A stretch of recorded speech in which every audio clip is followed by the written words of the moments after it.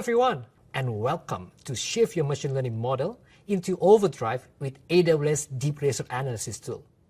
My name is Doni Prakoso. I'm a senior developer advocate for AWS, and I'm super thrilled to share a few tips and techniques to take your reinforcement learning model for DeepRacer to get it to the next level.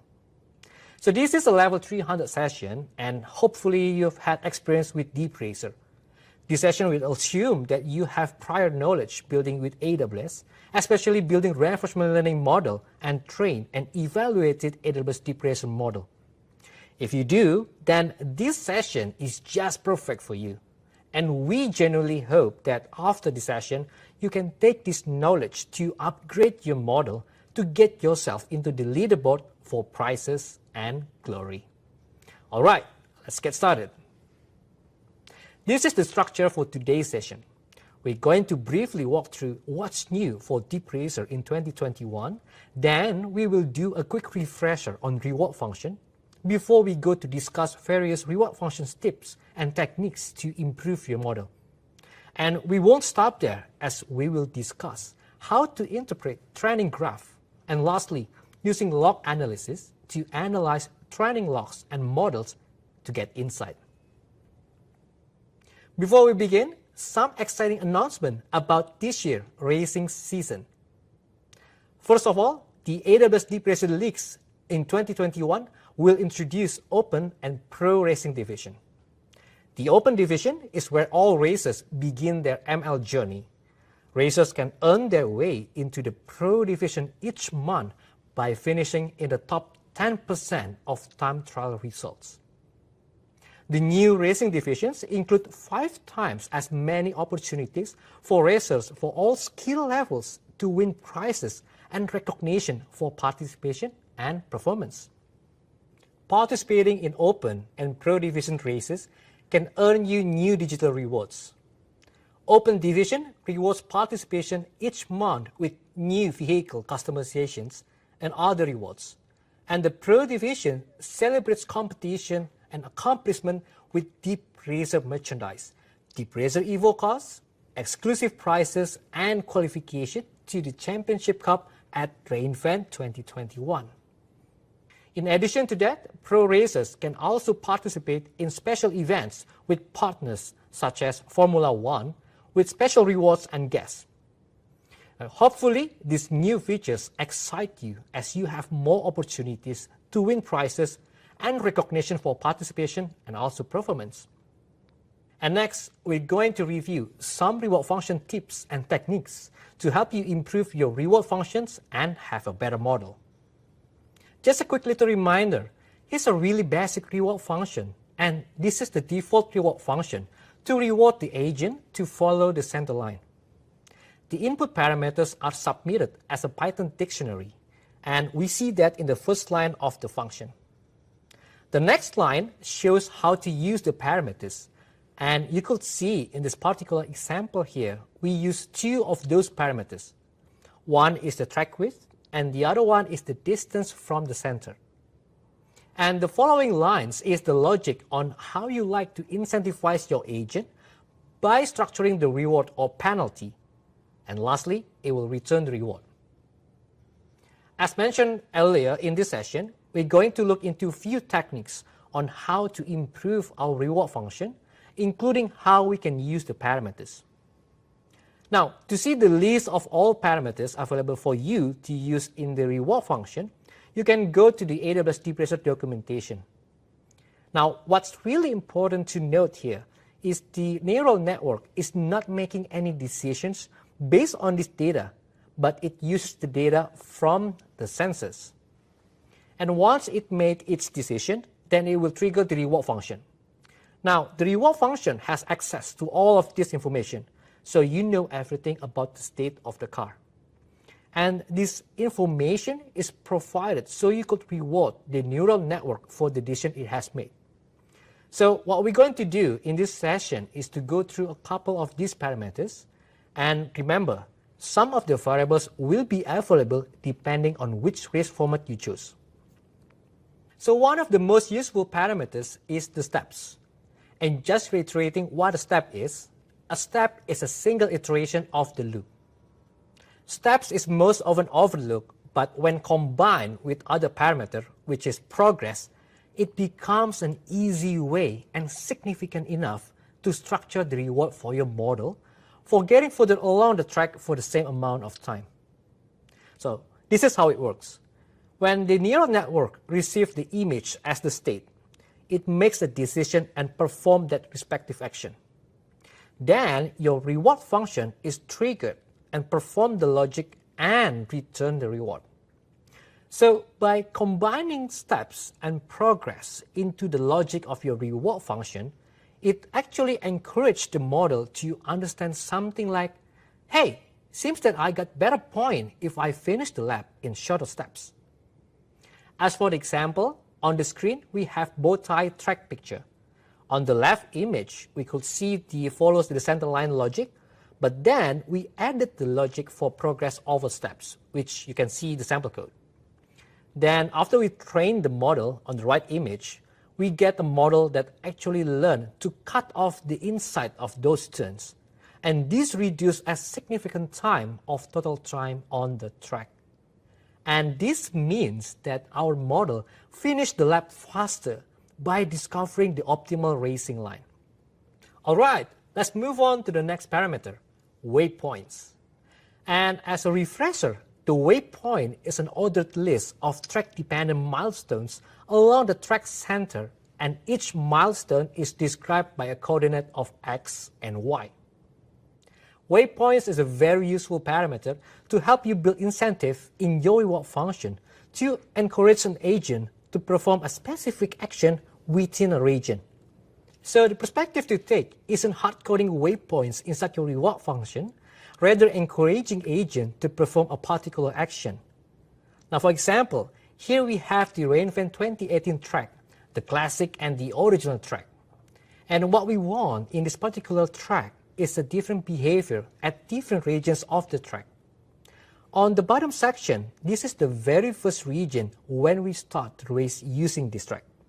And on this region, what we want is the agent to go really fast because it's a straight line. But in the first turn, we want the model to start from the outer side. When it moves into the middle of the turn, we want to be on the inside. Then, as it leaves and exits the turn, we want it to accelerate the speed. Now with waypoints, we could actually set the reward function to reward on those different behaviors. So let's see how we can put this idea into the reward function. Here we have the reInvent 2018 track visualized with waypoints. What we want to do is choose waypoints that can help us in giving behavior to the agent as we want. For example, the behavior to make a turn. In this example, we have a region, and within this region, for easy understanding, we divide it into two areas, yellow and blue area. Yellow area is the region where our agent will start a turn, and the blue area is the region where our agents are in the middle of the turn. And to define the yellow area, we can use waypoints with indexes ranging from index 5 through 9. And when the agent is in the middle of the turn, which is the blue area, we have waypoints from index 10 to 20.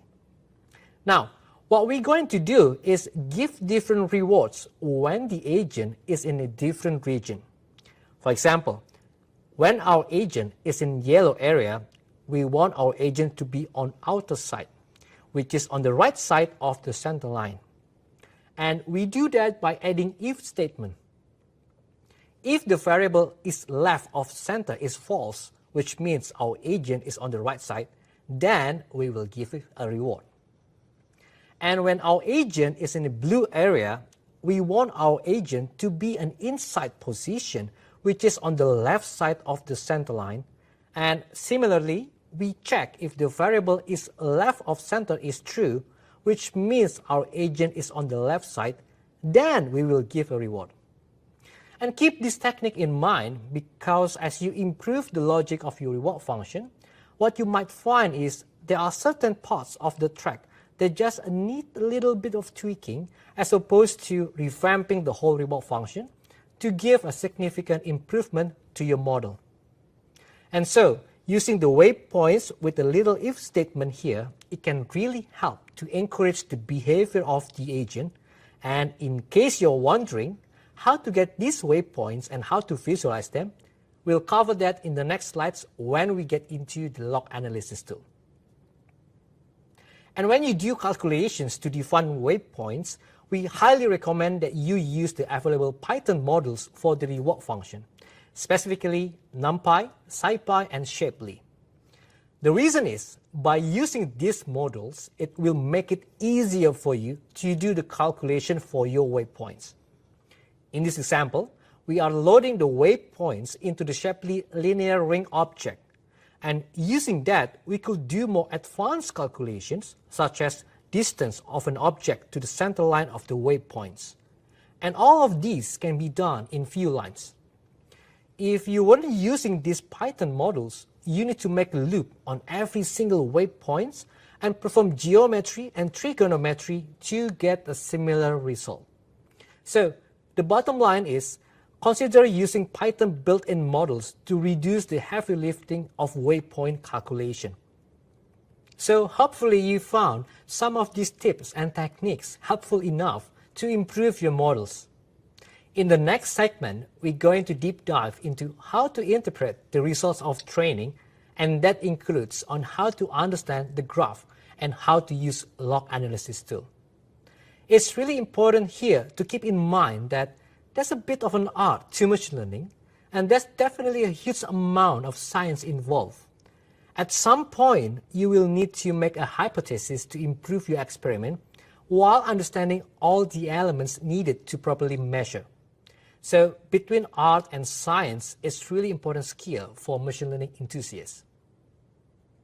The first one is the reward graph. This is the graph that you will see once that you have trained your model. This green line is the average reward function given by the reward function over time. And the blue and red lines are the completion percentage. The range of rewards is shown on the left side of the graph, and the range of progress is on the right side. Now, as a starter, let's try to interpret this graph. You can see that this model has gone through about 600 iterations, and the evaluation completion percentage just reached 100%. Now, what's interesting in this case is that the completion percentage is still jumping around, and the training completion graph is far getting 100%. So this model isn't solid yet. But this graph shows an indication to trending up, and that's a good indication. And based on this, we can conclude that we might need to give it more training time. And what we can do is to clone the model and do another round of training. One of the common questions asked is, why are the training and evaluation lines separate? So let's discuss about this to understand what's actually happening within the DeepRacer when we train a model. The training graph shows us performance of the vehicle.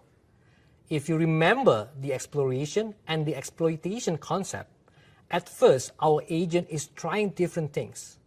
It's basically exploring its environment with specific degree of randomness. It's sort of exploring the environment and gather experience. But once it has enough experience, it's going to analyze that batch and adjust the weights of the neural network.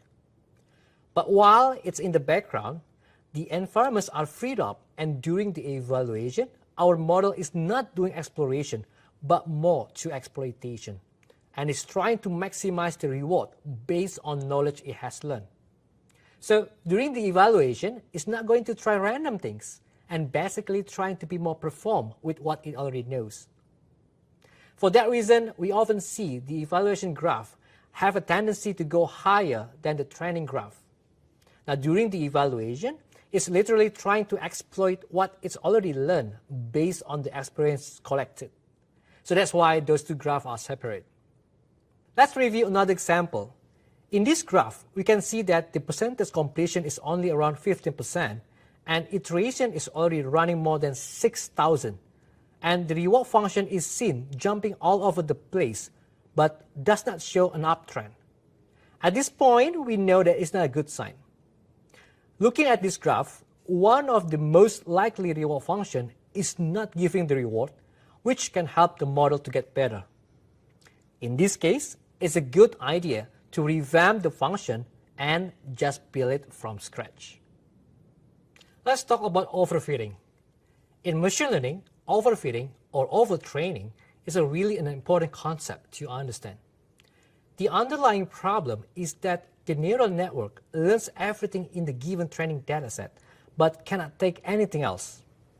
Now, the problem is if you use the model and pass an input that may be close to the dataset, it might give you a far-off answer and basically make it useless for anything, except for the data that was already trained on with AWS DeepRacer. This normally comes when our model is overtrained. And in DeepRacer context, it's trained on a specific track for too long. A good model should actually be picking out the features of the road. It should be looking at the center line and the side lines.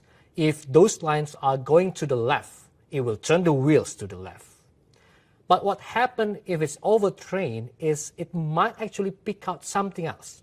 For example, if the agent is at the same spot, it will have more information such as the background angle, how the wall looks like, and the pattern of the grass. So it will turn left. Now the problem with this is that while the model can run perfectly on a specific track, but if you use the model on a different track or even on the same track but different conditions, say like you're joining the offline race at AWS Summit with different lighting or even the barrier looks different, then what happens is your model won't know how to operate in that situation because it's not generic enough and will result in poor performance. And this is something that we need to avoid with AWS DeepRacer. In this example, we could see that the evaluation completion percentage hit 100% for quite some time, but the training was still underway. So at this point, this is a pretty fully trained model, and we should actually stop this, otherwise there's a real risk of overtraining. And if you're in this situation, you might want to shift the reward function to getting around the track faster, for example, or even run this model on a different track. And that's a really valid strategy. And the point is to force the model to learn how to operate on the features of the road. So lots of developers are focusing on hyperparameters, even when they're just getting started with AWS DeepRacer.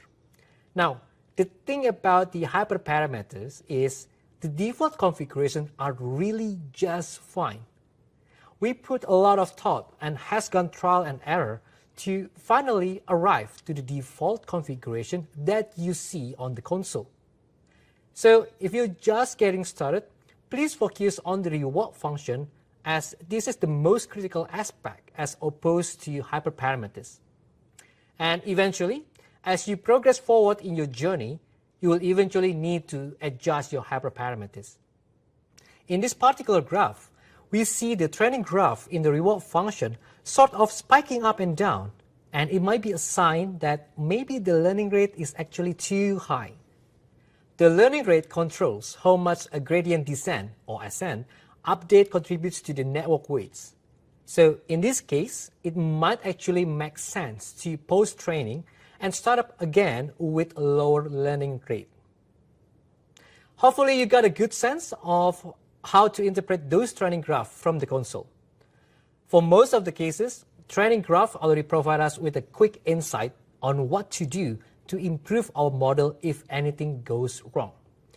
But for some other cases, you might want to deep dive more into the process to reveal how your model performs during the training and evaluation, and to pull out that information and gain more insights.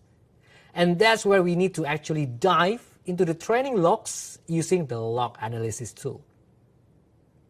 So the training logs is available for you to download. And here's an example of a single log entry. Typically in the log files, you'll find thousands of lines like this. Just a quick reminder about the episode and step. Episode is a period in which the vehicle starts from a given starting point and ends up completing the track or going off the track. And step corresponds to an action taken by the agent following the current policy. It's executing the decision of which action, and then your reward function is running. So in this particular example, you could see that the episode numbers is 619 and the step numbers is 44. And the car was at this specific X and Y coordinate, plus a variety of other information such as the steering angle, action taken, reward, and other extra information. So now you have the idea that you could basically process these logs and pull out all kind of insights. And to do this, you can use log analysis tool, and it's available at this link in GitHub repo. So let's jump into a quick demo to show you how you can start using the log analysis tool. In this quick demo, we will show you how you can get started with the log analysis tool. To get the Jupyter Notebook file and also source code for helper functions, you can clone this repo on GitHub. And inside the log analysis folder, you will find the Jupyter Notebook file, which is the main notebook for doing log analysis. To run this Jupyter Notebook, you need to have the Jupyter installed on your laptop or development environment. Another way to run Jupyter Notebook is to use a notebook instance from SageMaker. But in this demo, I'm using a notebook on a remote development machine and access it from my laptop. The first step is I need to clone this repo. And once it's done, I need to start the Jupyter server and access it from my browser. The original Jupyter Notebooks looks like this. And depending on your environment settings, you may have installed the requirements required by this notebook. And you just need to run all the routines in the notebook. If you don't have all the requirements yet, then you need to install all the required libraries. So let me switch to another notebook to show you how you can install all the requirements. This is the notebook that I've modified. And this line shows how you can install all the requirements within this notebook itself. And for your note, this is the Python and the pip version that I use. Once you've finished installing the requirements, the next step is you need to make sure you have sufficient role and permissions to run all operations in this notebook.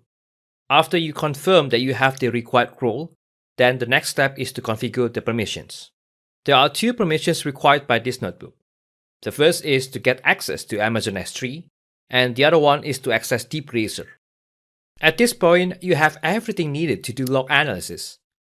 To start the analysis, you need to specify the name of the model you want to analyze. And to get the name of this model, you can go to the Your Models page in the DeepRacer console. Once you have defined the model name, then in this section, the notebook is trying to download all the relevant logs. It will then extract and filter only the files that are needed. Then you can start running each cell to get the results for each analysis. For example, you can see the waypoints for the track which you train or currently training for this model, or scatter plot for the reward function, to heat maps for reward distribution of the tracks that you are using.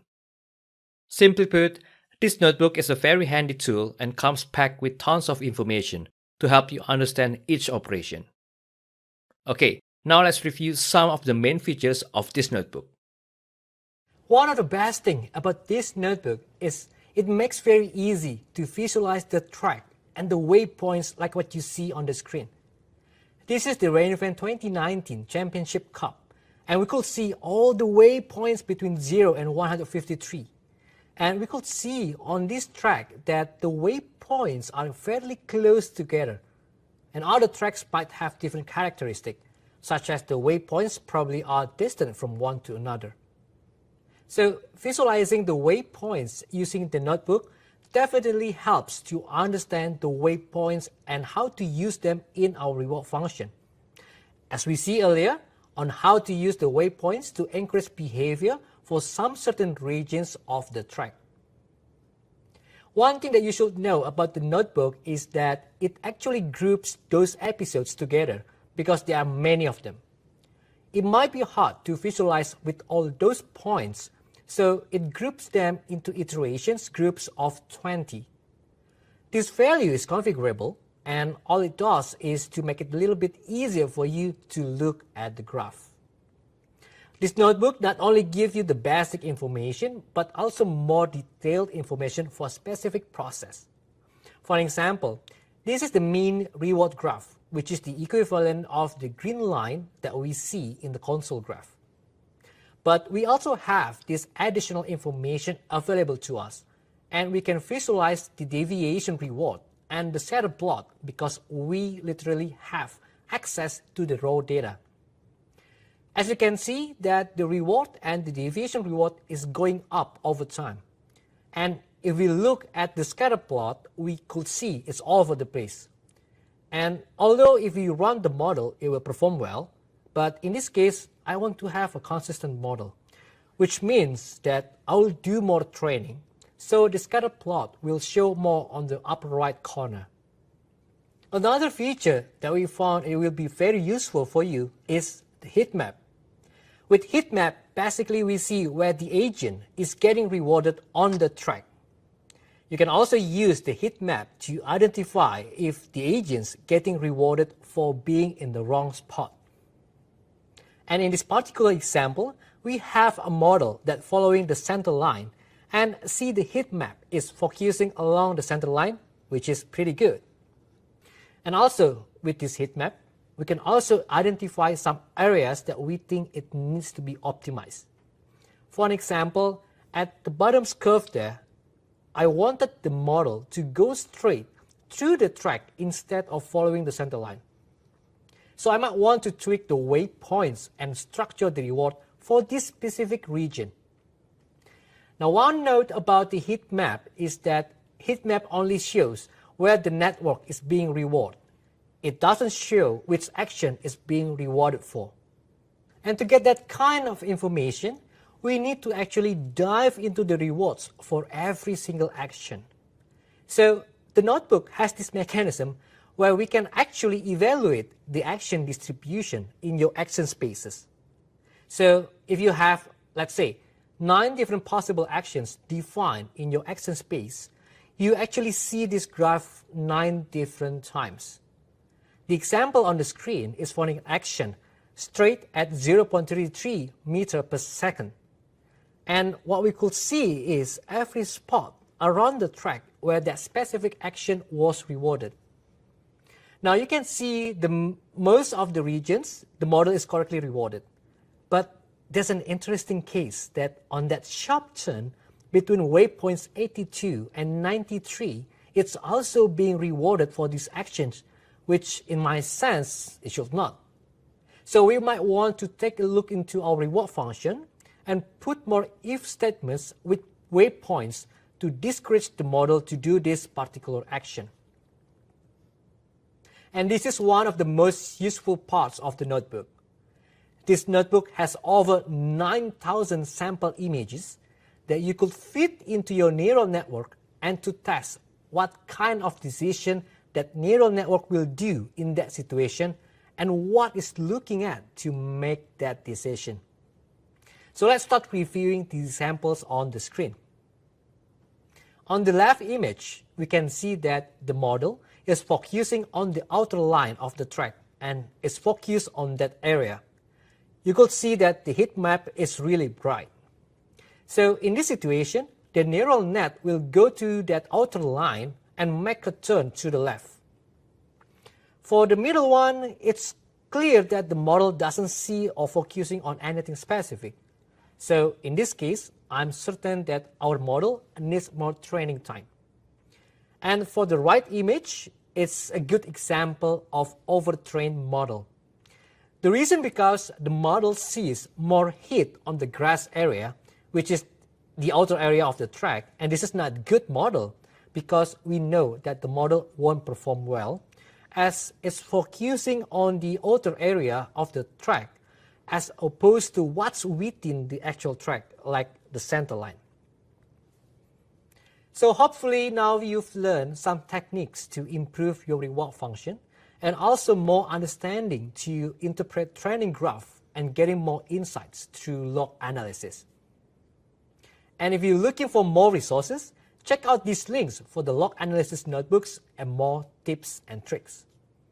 Also, visit the AWS AI and Machine Learning Resource Hub and learn how to use AI and machine learning to accelerate your machine learning journey. If you're looking to upgrade and validate your skill, find out how to build your machine learning skills and visit aws.training/machine learning. Thank you again for attending, and we really appreciate your feedback so that we can better understand the topics and services you would like to know more about. So please do take the time to fill out our survey and let us know what you think. And that's all for today. Hopefully this session helps you to upgrade your DeepRacer model so you can shift your model into overdrive. If you have any questions, feel free to reach out to me on Twitter or LinkedIn, and we can jump into a discussion there. Once again, thank you everyone. Looking forward to seeing you all again in upcoming events. I'm Donnie, and see you on the track.